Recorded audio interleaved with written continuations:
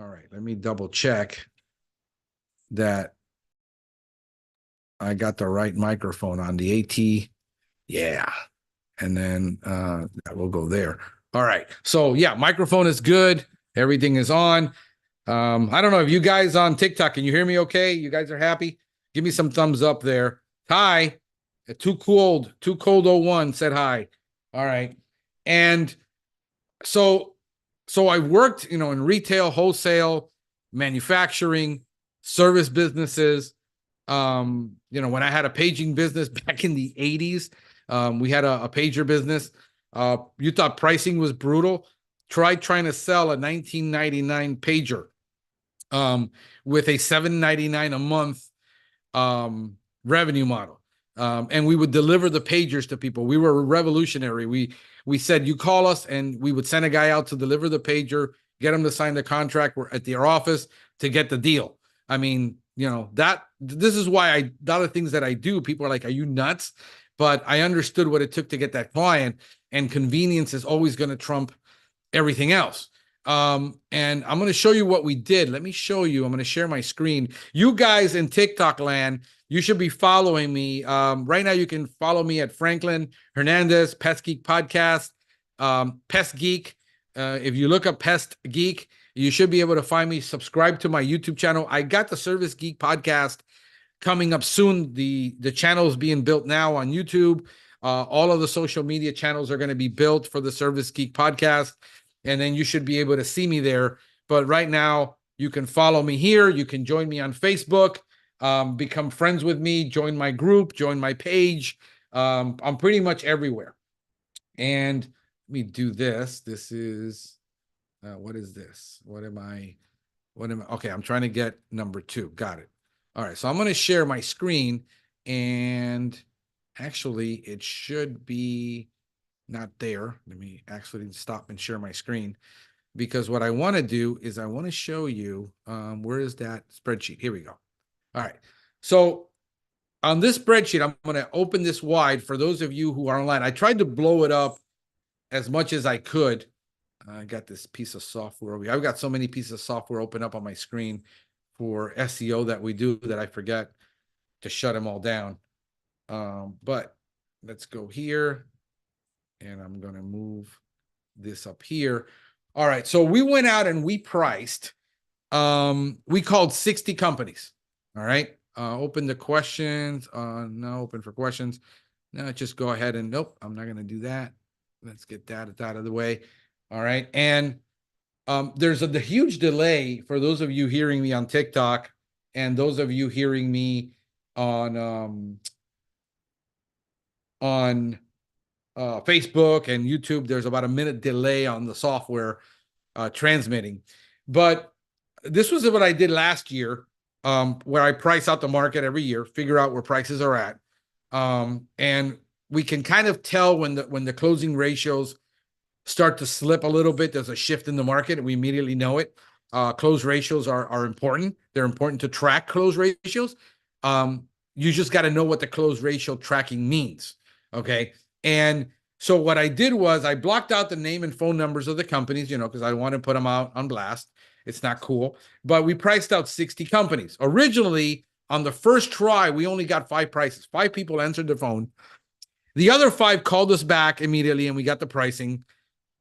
The other 10 that we got required that we made at least 3 attempts. 50% of people never even bothered to call us back to give us a price after 3 attempts. We attempted them all 3 times. You can see we ended here at 34 out of 60. What I did is I took a 13-mile radius, and this is how much competition I have. We went to 60 companies, maybe 59 really, because you got the header in there. So 59 companies, and I went ahead and I priced them all, and I got their pricing. All right, so here's what you find. In every market, people are saying, what do you do with all these low ballers? What do you do with all these low ballers? The reality is there's not that many low ballers in a market. The problem is you become fixated on that because it bothers you that these people are lowballing and you lose the business to a low baller. Well, you should be happy that you lost the business to a low baller because you just realized the low baller isn't your client. See, It isn't it isn't the low baller's fault. It's the customer that goes for the low baller, that's whose fault it is. And sooner or later, that customer regrets their decision and then calls you back and says, yeah, I had it all the time. Can you give us a price break because we went with this other company and they didn't do the job right? And I says, no, because I told you when you were on the phone that what my price was our service was, and why we charge what we charge. And you told me my price was too high. I can't give you a break because you made a bad decision. That's not my responsibility.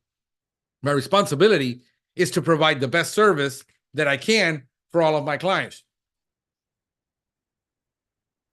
So what we did was, you can see there's one guy here who's a low baller. Out of 60 people, 35 that we got back, only 2 are real low ballers. The rest are within up or down. I mean, this is not a low baller right here. 125, if the average market is 150, he's just decided to underprice. And he decides, understand that it comes down to your ability to sell. If a solo operator gets 10 calls and he only closes half, 50%, he might feel like he's demoralized because he's losing all his sales to all these lowballers. Therefore, he will lower his price because he cannot accept the rejection. Okay? He cannot accept only closing 50%. I close 80%. If you tell me that you close 80% of every job that comes through on a cold lead from marketing that wasn't a referral, I'm telling you, your price is lower than the market. There's no way you can do that in any market, on any business. If the average price in the market, which you can see right here, is about the average price, around $150 and $49 monthly.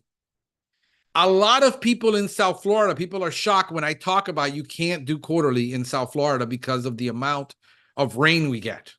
We get about 80 inches of rain a year compared to California that gets somewhere between 14 and 20 inches of rain a year. Nobody does quarterly in South Florida except the really large companies with a large model. Your callback rates would be somewhere in the 20% if you did quarterly in South Florida. So we do 80% bi-monthly because our protocols only give us about a 3% callback rate.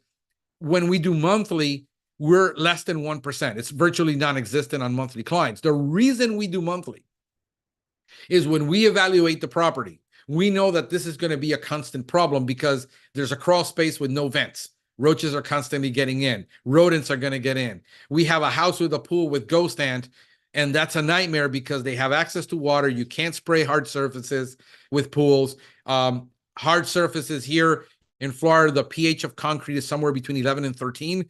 Eats the product like that, within a week, it's gone. And therefore, we always get callbacks because ghost ants, for those of you who don't know what a ghost ant is, a ghost ant is a little tiny ant that you can barely see that looks like, ants walking around, and like little spiders with no legs walking around.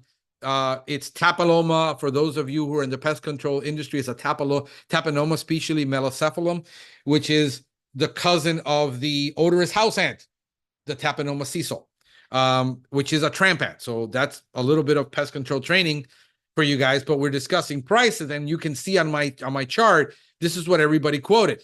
When we look at outliers, which is what we call in finance or in analysis, you're looking at outliers. Those are what you call low ballers. All right, this guy, I don't know how he can do a one-time service for $60 when he's running ads. He must be having one hell of an upsell program. And actually, I know who he is and I know what he's doing. And there's a couple of things going on there that I won't discuss. But how do you do it? Well, you honestly better have, if you're using it as a loss leader to sell termite, that's a whole different game. And that's a strategy. And you got to know you can't be upset about what your competition is doing because they understood how to win at something, and go ahead and get angry because they can do Like right now, I'm getting every major brand, $99 initial, $79 initial, $39 initial, because they're going in and they have one hell of an upsell program. Well, they'll sell you then, it basically GPC, what you depend on as a solo operator to make your living, general pest, they consider that a loss leader. So now they've taken something that you find a ton of value in, because that's how your bread and butter is, because you don't do termite and you don't do lawn, you're dependent, you don't do wildlife. You decided to go with a model that's very narrow because you don't want the headaches of termite. You don't want the risk. You don't want all the other issues. You don't want a $190,000 lawn truck. You decided, I'm going to go with the simplest thing, and the simplest thing is the one that everybody's commoditized. And now you got to live with that. That's part of being in business. You cannot be upset about your competition commoditizing something, giving it no value, and then you're saying, well, how do I make a living? And you're spraying inside and out every month with bifenthrin, and you say, well, I need to get paid more. For what? You're not doing anything special. Okay? You got to be able to offer something, a USP. Why are you better? Well, because you're getting me. Nobody knows you. Well, because, I have 25 years of experience. Big deal. A good 3-year tech already knows as much as you're going to know in the last 25 years when it comes to handling ants and roaches. Now, we're talking about termites and structural issues and construction. That's a whole different animal. So when we look at this, is just GPC. We didn't price out termite. We didn't price out lawn, just GPC, general pest, ants, roaches. And as you can see, there is the other outlier on the other end of the market who's the most expensive guy. And wouldn't give us a price. Is, well, our initial is this, and then we got to see how much it's going to be. I guess they go out and they look at every single job, because he's a one-man show and he wants to get every single job, so he won't price it out. A lot of people refuse to price out, and we have another sheet where we did German roaches. We have another one that we did on that. But when we look at the pricing and we come down here, and hopefully you're able to see this, and what I'm going to do is I'm going to blow this up, because I know you guys here I'm watching it on your little phone in your car are struggling. All right, so when somebody tells me, where I'm not the most expensive guy and I'm not the cheapest guy, I'm like right in the middle. Yeah, that's called an actual average price. You're doing nothing special in the market. It's called an average price. The average price initial in the market is $149.26. The average monthly is $73.68. Okay, and if we remove the outliers, which you can go in here and remove the outliers and go purely remove those two low ballers, and then you'll get a better average. But this is the average we got on our analysis. So let me show you what this looks like. Control minus, whoops. Me here, control minus. No, I want to reduce this. All right, so we're going to do this. I'm going to show you this. All right, so we're going to take the two outliers, which is this is going to be D4. All right, so we're going to take D4, remove those two guys, and remove the last one, D32. So if you go to D4, all right, we'll take D4. And I said, what was the other guy? We're going to go from D4 all the way to D35. All right, so D35, and we'll go to D35. All right, so now we jump up to 151 on an average price. You see that? So if we do the same thing over here, basically it's E4 to 35. All right, now it goes to $74. All right, so what's been our pricing? I'll show you that. So if you say, look, Frank, I'm running a campaign. I'm doing an advertising campaign.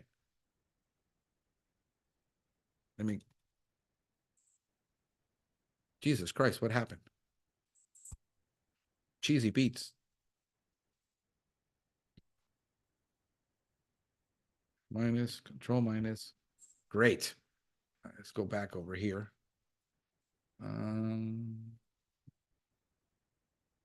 See if it fixes. I hate it when that happens. You go here. Dang it. That totally hosed up my thing. All right, so what I'm going to do is let me close that. Let me open it up over here. I'm going to stop my screen share, guys, for a minute. Go back into my Excel file. And it's actually, I'll go over here. Oh, okay, here we go. Let's close that too.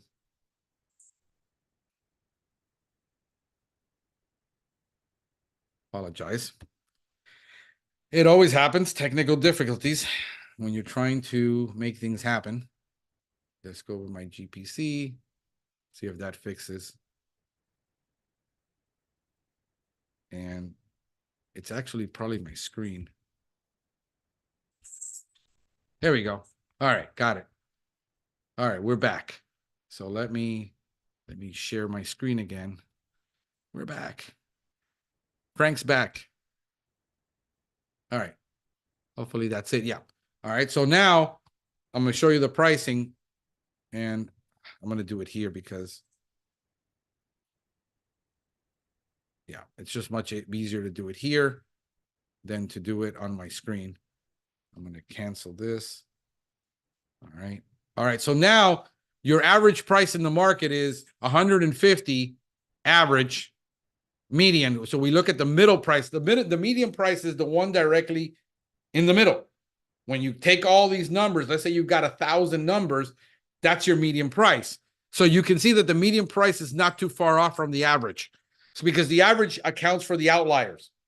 Okay, so when you're looking at your pricing, what's the outliers? It accounts for that. 151.74 net. So let's say you got a pricing model that says, I want to go to 85% of market. All right. So if I wanted to beat everybody out, and I wanted to make sure nobody calls anybody else, and I close 100% of the business, and this is 95% here. Actually, this is my bad. I accidentally got this. Right? And I can tell you, it's strategies. You can disagree. You can say, I don't like that. To me, it doesn't matter. It's about strategy, about how you're going to go to market. If you decide to go with a $49 initial and $49 a month, yeah, you end up with a 50% cancellation rate because you ended up with all the price shoppers in the market. But if your strategy is, I don't care because all I care about is the 50% that stay, that's a strategy. Right, wrong, or indifferent, it doesn't matter. Strategy is strategy. So if I wanted to right now capture the market, right, at 149 initial and stay with $79 monthly or $79 bi-monthly, I would most likely get most of the clients and I would make more money in the long run. Why? Because what people look at is the initial price. The initial price is the barrier to entry. This is why the initial price has no value to large companies. They understand it. I'm selling this right now in my market only here within 2.5 mile radius, 5 mile radius in one market where I'm at, because it will create an enormous amount of route density. I reduce it from 150 to 149. It's just $1, but I increase it to $79 every 2 months, right? That's more than everybody else. In the long run, I make more money. In the long run, I'm not going to get too many tire kickers because they're comparing it to the market. But in other markets, you call me, like I just closed an initial on a house, 5-bedroom, 6-bath house. It was $599 and $129 a month. Why? Because in that market, in that house, it's a $5 million house, new construction. It's in a wealthy area and people can afford it. And she wanted to make sure that we were eco-friendly and that what she wanted. Therefore, there's a difference between the customer that's in this market and the customer that is in that market. Why would you have two different prices? Because I can. And every company out there has different prices. Go on Amazon and have your friend in Amazon in California, go look up at a price on Amazon for the same product. And you go be in Idaho and you're going to pay less than he is in California for the same product on Amazon. Retailers do it all the time. It's what the market is willing to bear. The reality is your pricing is always going to be determined by what the market is willing to bear. Not what you wish you could sell it for. Not what you wish your competition would stop lowballing. I mean, we've been having this discussion. I got articles on conferences going back 12, 13 years where the large company brands were saying, we need to stop making this a race to the bottom, yet 13 years later, it's still a race to the bottom for them. So you're talking out of two sides of their mouth. The reality is that when you sell a product or service, it's going to be whatever the market will bear. And the fact, if you're a solo operator renting an apartment in the middle of a city where everybody else is renting an apartment because that's all you can afford, everybody around you is in the same financial situation and that's all they can afford. So you've heard the expression, follow the money. You go, then you sell it in your area to the people that can do it because route density has a value. And when you can leave your house and within 5 minutes go make $150 versus $250 and you got to drive 45 miles, you really didn't make any more money because you have that windshield time.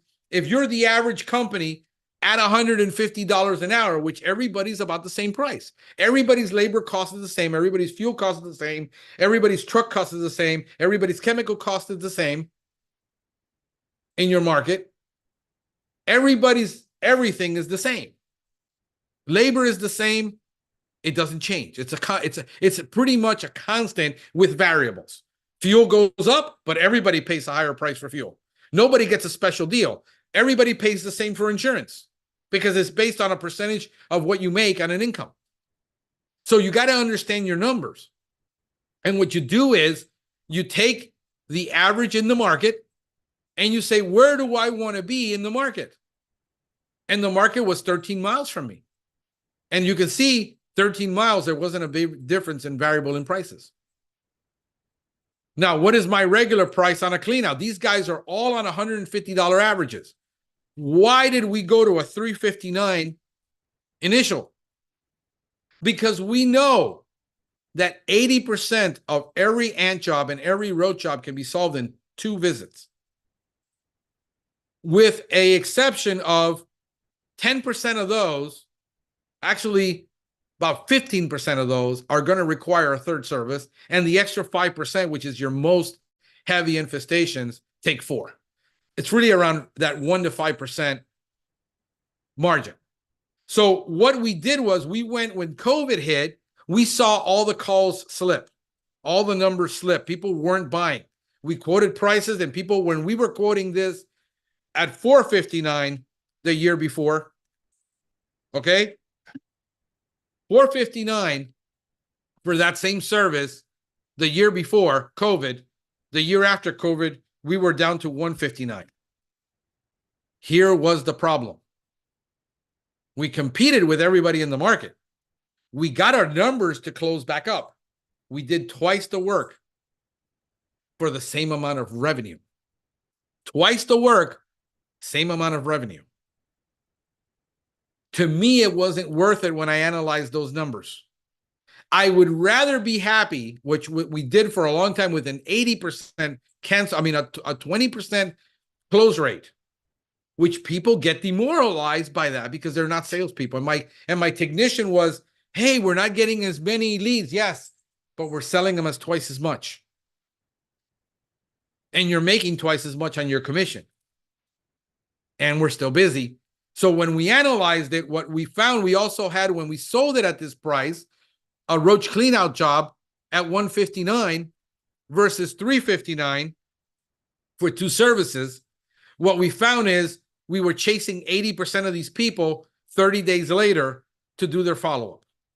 The administrative cost now to make a $159 sale, the administrative cost went like this, to where with this $359, you're calling us saying, hey, my service is due. I paid for it. When do I get it? With this one, it was, hey, let's just, wait and see, because a lot of people say you can do it with a one time, and we knew it couldn't be done one time. So now we're chasing these people, calling them and calling them and calling them, 3 calls, where before we had to make no calls. We're now making 3 calls. The administrative cost was astronomical. Then 20% would get it done immediately, between 20 and 50%. And then the other 50% wouldn't respond to our calls, only to call us back 60 days later and tell us that they still have roaches. And I said, but we told you you couldn't solve it. The technician saw the level of infestation. He noted it in the report. He told you, yeah, but we thought, because things are tight.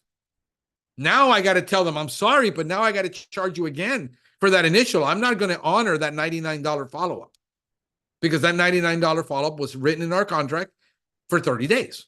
And now they're upset. So now we have an upset customer saying we couldn't solve the roach problem. We made an enormous amount of calls. What we figured out is that there is a certain price you can't go below, or you start getting a bad client. That's what we figured out. So we went back to our $359 initial. People are like, well, can I pay you half and then the other half? No, because we did that during COVID and it bit us in the butt. The same. We were calling you and then you didn't do it. So now we say it's $359 for a triage service, which includes an initial service, which is our intensive initial, and the follow-up is included in 30 days. And the follow-up is free. And then now we get that money up front. We have a commitment from a committed customer. And then we tell them, if the tech goes there and it's a severe infestation, because you told me it just started 3 months ago, but the tech finds that it's severe, he shows it to you, and then we got to come back in 14 days, you're going to pay that $159 on the third service. So on average, we make $359 for a roach cleanout with 2 services within our areas. And we only do it, guys. This pricing is only when we're in that area. If you say you want it today, out of route, out of territory, I'm tacking on another $259 for an emergency service. Why? Because you're wanting exclusive service that nobody else offers. It's an eco-friendly service. There's only 2 companies out of 500. For 5 million people, there's only 2 companies doing it.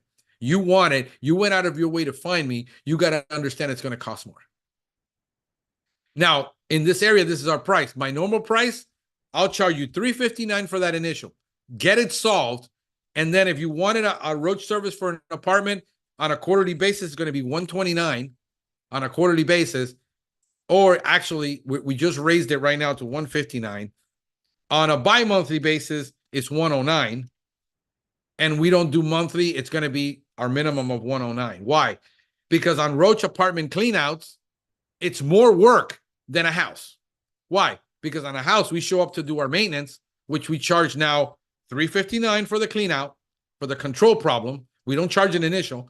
It includes a follow-up in a week for ants, a follow-up in 30 days for roaches. Then we're at $99 exterior only service.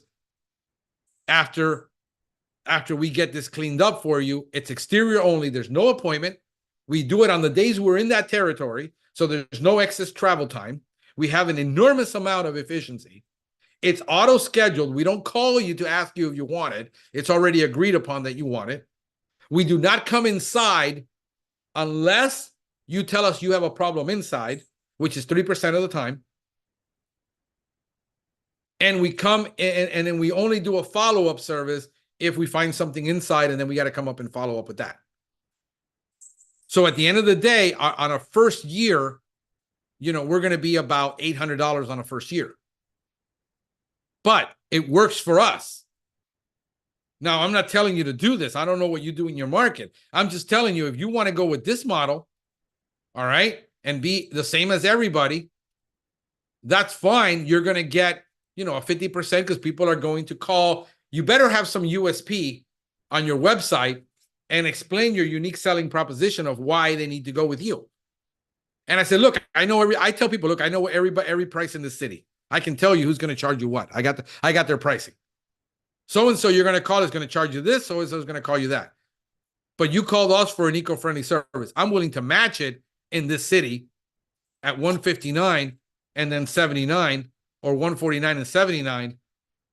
It's only on Fridays that we do the service in this area. I have a tech in this area on Fridays. And then once we grow the territory and once we grow, then we change it. But it's basically based around what we can get to, not what they want. This is the same strategy, by the way, that is used in door-to-door. Just go with a 149 price for everybody, bi-monthly, only where we're in this area. We're in this area now. That's the reason I'm here. My tech is here doing that house every Thursday. We bundled it together. We save money. We save you money. It makes sense. And that's it. So I don't know if anybody's got any questions on this that you want to ask me about pricing. I'm going to switch over. Where the heck is my dashboard? If you guys on TikTok got any questions on pricing for services, like I don't know. Look, this is the strategy that I use for pest control. This is the same strategy you need to find out. You need to know what your hourly rate is. And the ones that I feel most for that I'm going to talk to you about is, let's say, house cleaners. Because usually house cleaners is a woman that most likely is a single mom. 50% of the time is a single mom. She could not advance at her work. She was getting underpaid. She decided to go out and do house cleaning. And I see it in the house cleaning groups all the time. I'm in about 100 groups. And she's saying, why do people keep turning me down on my price when my price is fair? I said, because you're quoting prices you're not selling. You're not selling value. You're not selling your value. You're not selling the value of what you do. You need to have something like, hey, we use 100% all organic cleaners in our practice. I have clients that I do Airbnbs for, that they hire companies that all they use is organic cleaners.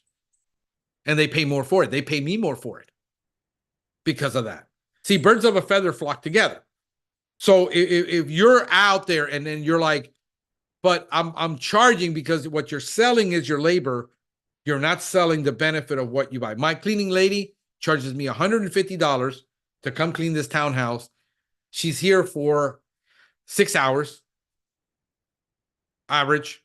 And I have her now do my laundry too because we don't have time. And I give her an extra $50 to do the laundry. She's here for an extra hour. She made $50 an hour extra. That's what I offered her. I didn't care if she was going to charge me $25. But I pay people fairly so that they give me the best work. So they do the best for me. I don't negotiate their prices. I know what it's worth in the market, and that's what I give them. So when you're underpricing yourself, understand that you're going to have a ton of work, no profit, no money. You won't be able to take vacations. You will be no better off than working for somebody else because you have all the responsibility.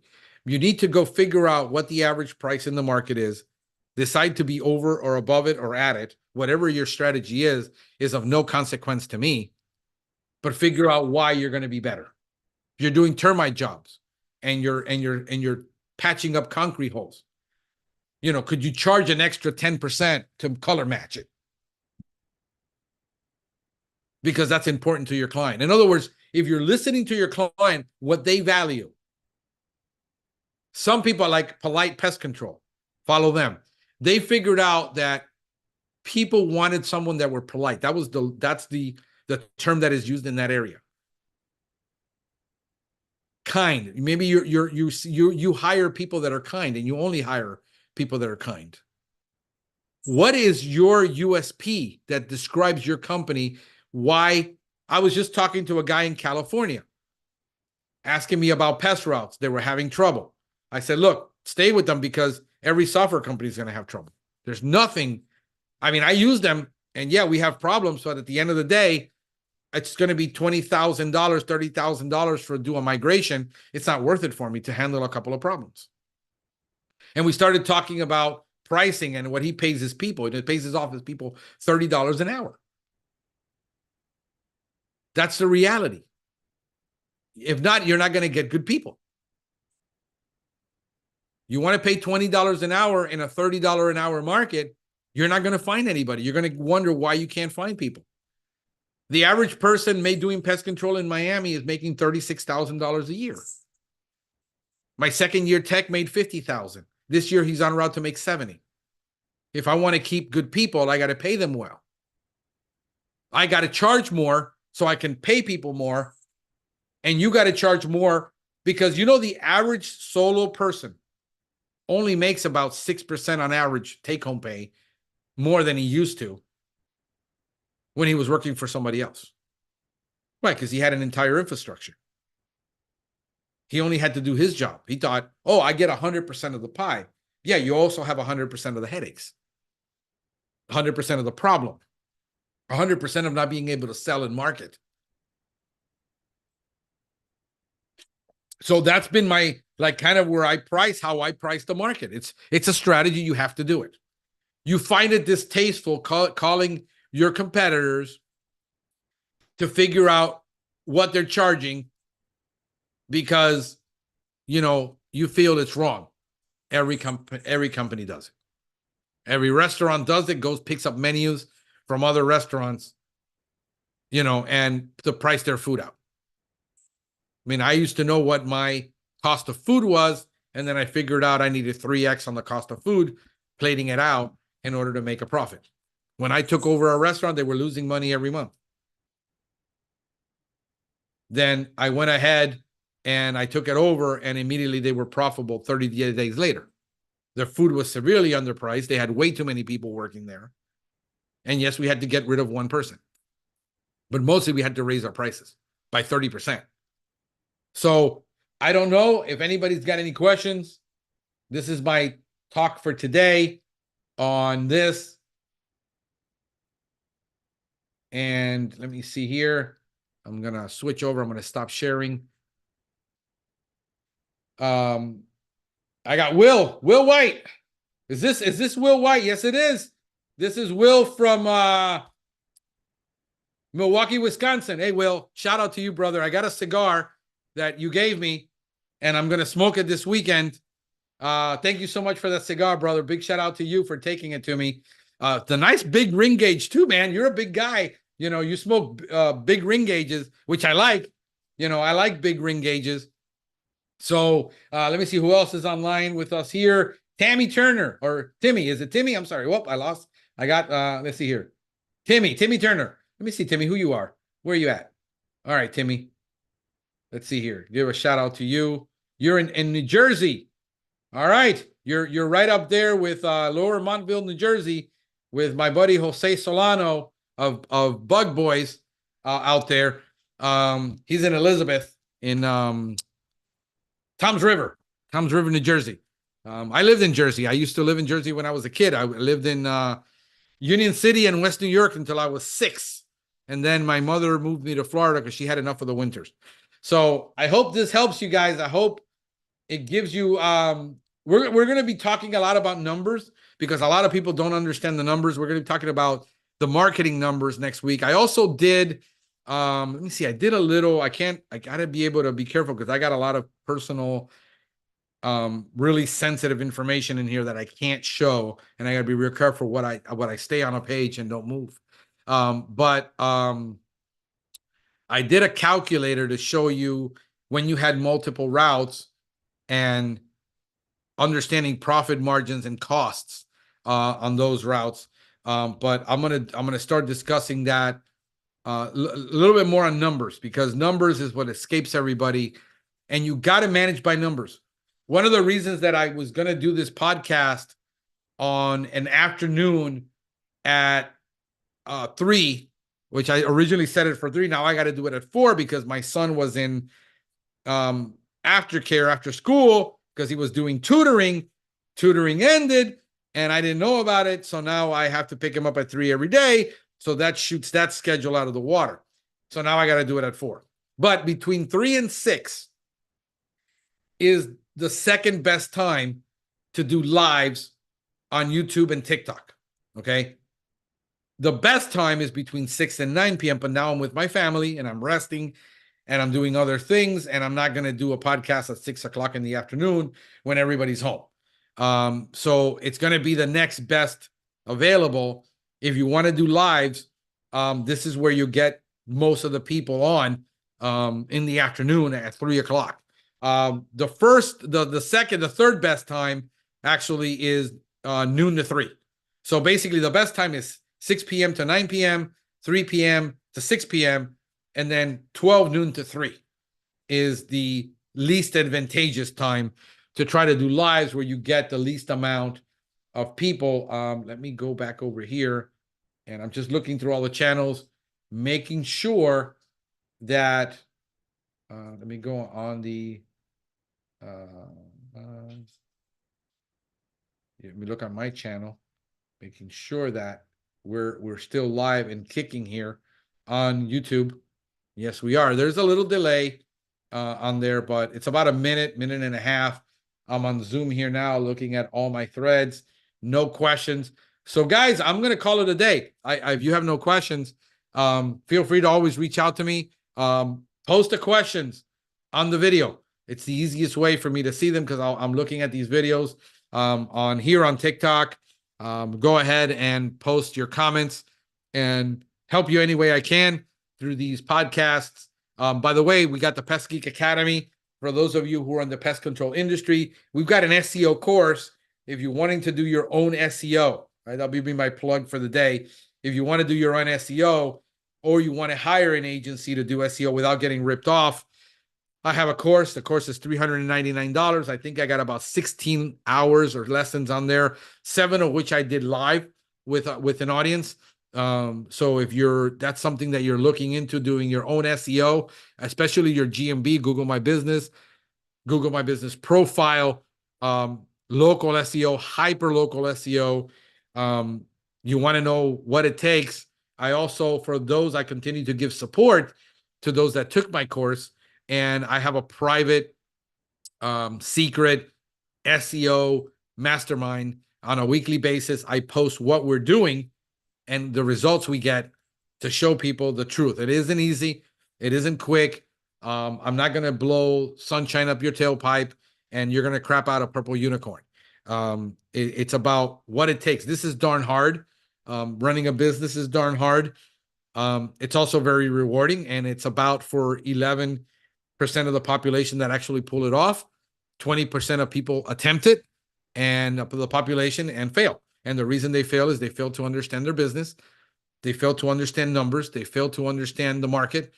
They understand as a technician what they do. That's not ever in question.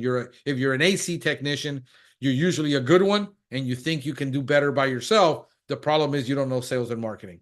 And that's where everybody has the shock 6, 9, 12 months into this, where they're not making as much money, as most of them are bleeding and losing their business. And this is what we're trying to avoid here. So that's what the Service Geek podcast is all about. What I've been doing for the last 10 years for the pest control industry, I now can do for a lot of other industries on the business side, not on the technical side, because I'm not an air conditioning expert. I'm not a plumbing. I'm not an electrician, but I understand numbers. I understand business. It doesn't change no matter what business you're in. It just varies, but it really doesn't change. And there's a difference in there. So hope you guys are doing well. Until next time, guys, have a pestacular day.